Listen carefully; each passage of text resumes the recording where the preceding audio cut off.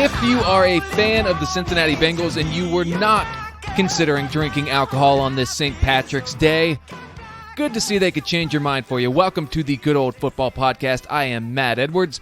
The Cincinnati Bengals doing nothing to make anyone happy as free agency begins. I guess maybe if you're not a fan of them, if you're someone who felt threatened by Joe Burrow, you might be a little bit happy if you're in Cleveland, Baltimore, or Pittsburgh.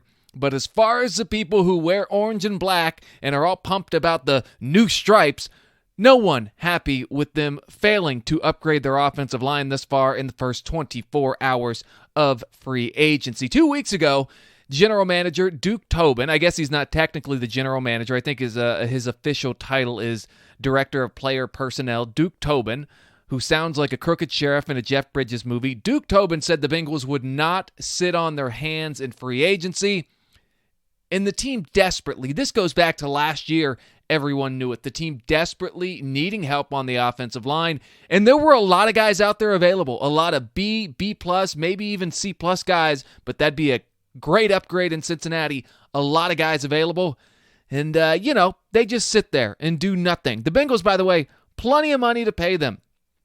Plenty of money to make it happen, and they have not signed a single individual who will help protect Joe Burrow just, 4 months after watching him have his leg snap sideways because they ignored this issue last year? I mean, we've talked about this. The episode after Burrow had his knee torn in half, I had talked about this. So I got a Schefter notification. The Ravens are signing linebacker Tyus Bowser to a 4-year, $22 million deal. Not really that important. Maybe he's someone else who can just run through and absolutely crush Joe Burrow as well. This goes back to last offseason. Everybody and their brother knew, every idiot on Twitter knew, you got to upgrade the offensive line or it's not going to matter. They didn't do anything. So sorry if we're maybe a little bit, struggling from what we've seen in the past. Sorry that, sure, they didn't go out and give $80 million to Joe Thuney, and that's fine. But for people saying, maybe just calm down, wait it out, that's what we did last year. How did that work out? With Joe Burrow rolling around screaming on FedEx Field in the nation's capital, that's how that worked out. This is, by the way, the definition of insanity for the Bengals. This is the definition of insanity, trying the same thing over and over and expecting a different result. You're sitting on your hands. You're doing the thing you said you wouldn't do. And you can go out and you can get Penei Sewell in the draft. Great. I hope you do. That's what I want. And you can hope Jonah Williams and Trey Hopkins, the only two decent offensive linemen, they're both good. They're both very good. The only two good offensive linemen you have, you can hope that they are back to 100% for 16 games next season. And Quentin Spain, I don't have a problem with him starting at right guard. And maybe things will work out okay. Right there, you got 4 of the 5 positions fixed if things go well. But maybe Penei Sewell has some growing pains, as offensive linemen often do. That's a pretty common thing. Remember, Andrew Whitworth, as great as he is, they decided to start him in his career at guard. Just wasn't quite ready. A lot of guys just aren't quite ready when they get into the league. And maybe Jonah Williams, who when he's in there is very well, but has only played 10 of 32 possible games since being drafted due to injury, maybe you don't want to pin all your hopes on him protecting Joe Burrow's blind side. Trey Hopkins, by the way, tore his ACL in Week 17. He'll be 29 before the season starts. Sometimes those things take time to come back from. The Bengals have to realize the risk that they're taking, right? You have no insurance policy in front of Joe Burrow right now, and I know it's only March 16th. I know there's still a lot of time to go, but you had so many opportunities to get rid of this problem right now, and you decided to save a few bucks. Shocker out of Cincinnati. This is the greatest opportunity, at least this century, and definitely the last 30 years also. Since Boomer Esiason has been around, maybe since Carson Palmer, I think Joe Burrow is the best prospect at quarterback this team has ever had. And I think the only other argument, maybe Greg Cook back in the day, and maybe Carson Palmer, who I still think people don't realize how highly thought of he was. Or they realize, they just, maybe younger people like myself who were just going into their teenage years. I'm not really that young, but maybe they didn't realize what a great prospect Carson Palmer was, because Back then, you didn't have social media and everything to have these guys dissected at every turn. But right now with Joe Burrow, they've got the best opportunity of the last 30 years to be a Super Bowl contender.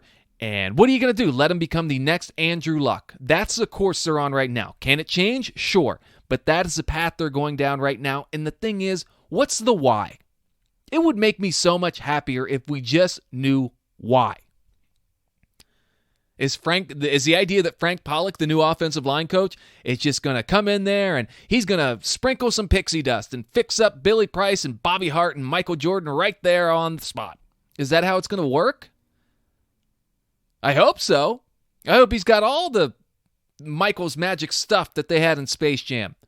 But it doesn't usually work like that. Frank Pollock is unquestionably an upgrade from Jim Turner, who, my God, how that guy got a job to begin with, I don't know. However, let's not focus on the past. Let's focus on the future.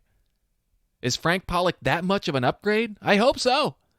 But it's hard to sell your fan base on that after they watch the best thing that happened to this franchise in the last 30 years roll around getting his knee blown out because of the offseason you had last year where you ignored your biggest problem, and it looks like it's happening again this year. The Bengals did sign Trey Hendrickson, the defensive end from New Orleans, to a deal that I don't hate. I get that a lot of people were upset with this. I think people, if the Bengals would have signed this guy at noon instead of 10 p.m., it would have went a lot better. I don't hate the deal. No guarantees past this season, according to Albert Breer, my fellow Ohio State alum. He essentially, Trey Hendrickson, gets $30 million up front. And look, Carl Lawson was great. Like him a lot. They should have tagged him. Still think they should have tagged him. But I can't really bring myself to care about a whole lot that they do on the defensive side of the ball right now.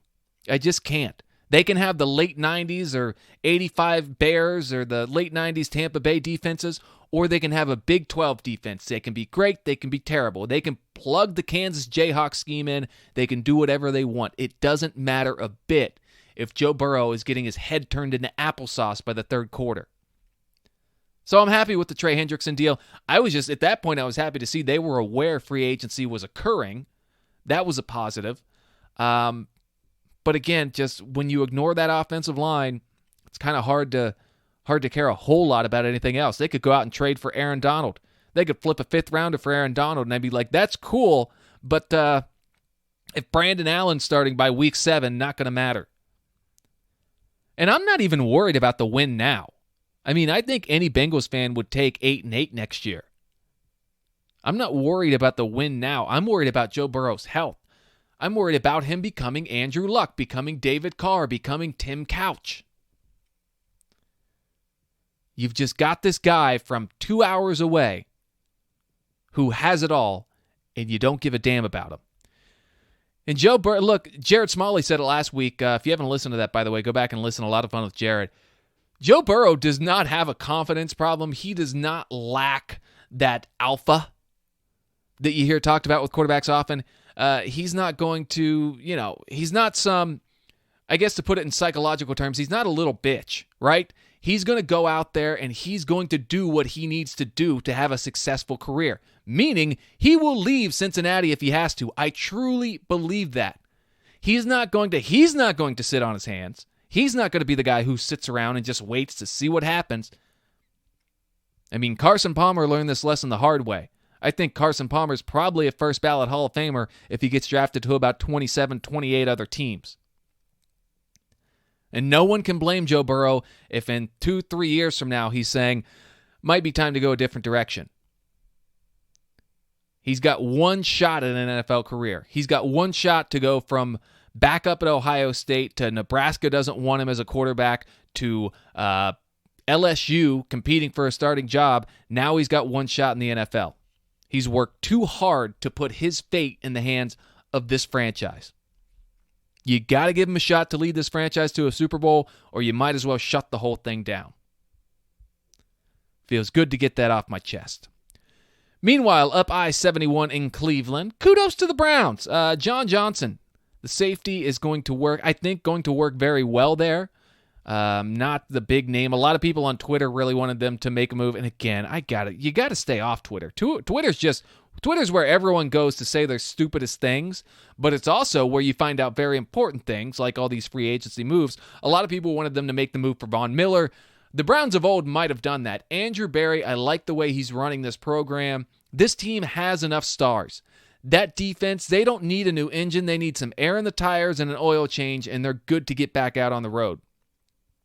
I really like that signing, and, it's good for him that I'm sure there was a market out there for him, and he said, no, I want to go play in Cleveland. Cleveland, they've got a hot hand right now. We'll see how long they can ride that out. And in the playoffs, you could have made the argument the Browns, I think I've mentioned this before, were the third best team. They don't need, or in the AFC, I should say, you could make an argument they were the third best team in the AFC behind only Buffalo and Kansas City. They hit on a couple dudes in the draft, and they are right back in that mix. So good on them. Good on them for seeing a need with the team and addressing it. What an incredible concept by the Cleveland Browns. Andrew Sendejo wasn't getting it done. Let's go out and get someone else. Bobby Hart not getting it done. Michael Jordan not getting it done. Billy Price, very likable guy. First-round pick who's pumped up on the sidelines for guys all the time, still not getting it done. What did the Bengals do? Hey, let's sign Dallas's second cornerback to a 3-year deal. Cool. And again, that's another move I like, but the defense isn't going to matter if Joe Burrow is just getting clobbered in the face. Free agency really has been a bit boring this year too, right?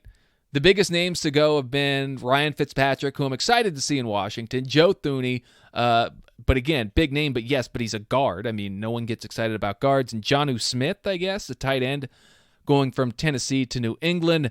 But coming off of last year where you've got Tom Brady and Phillip Rivers and Jadeveon Clowney, it doesn't quite have the same hype. Speaking of Joe Thuney leaving New England and Jonnu Smith going to New England, if you've listened to this podcast, A, thank you. B, you've heard me say Brady made Belichick. It's not the other way around. I don't think it's an argument. I thought that before he left New England. And right now, Bill Belichick is doing everything he can to prove that is not true. Maybe he's a podcast listener. Thanks for tuning in, Bill. Belichick misses the playoffs. Brady wins the Super Bowl. Suddenly, the Patriots are doing everything in their power to get all these B+, A- guys, something they never did when Tom Brady was around. Maybe that ends the argument as to who is to blame for breaking up the band in New England. Could you guys not have done this when Tom was in town? This is all he wanted. Or so we think. I mean, if you did this 3 years ago, Bill, you probably saved the marriage, Chief. So anyways, that's how we feel about that. Short episode today. I guess not. We're almost at 15 minutes. That's a regular off-season episode. But I'm going to get out of here. I'm at Matt Edwards on Twitter. By the way, the PFF grade on Chidobe Awuzie, the Dallas Cowboys cornerback who signs a 3-year deal with the Cincinnati Bengals. Last year, a 51.9 grade.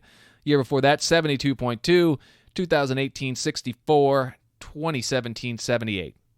So, yeah, again, that's fine. But he can't play guard or tackle or really do anything that helps keep Joe Burrow on the field. I'm at Matt Edwards on Twitter. It's a Good Old Football podcast. Auto Magic provides our music. I thank you so much for tuning in. Hopefully I'll be less angry next week. We will see you then.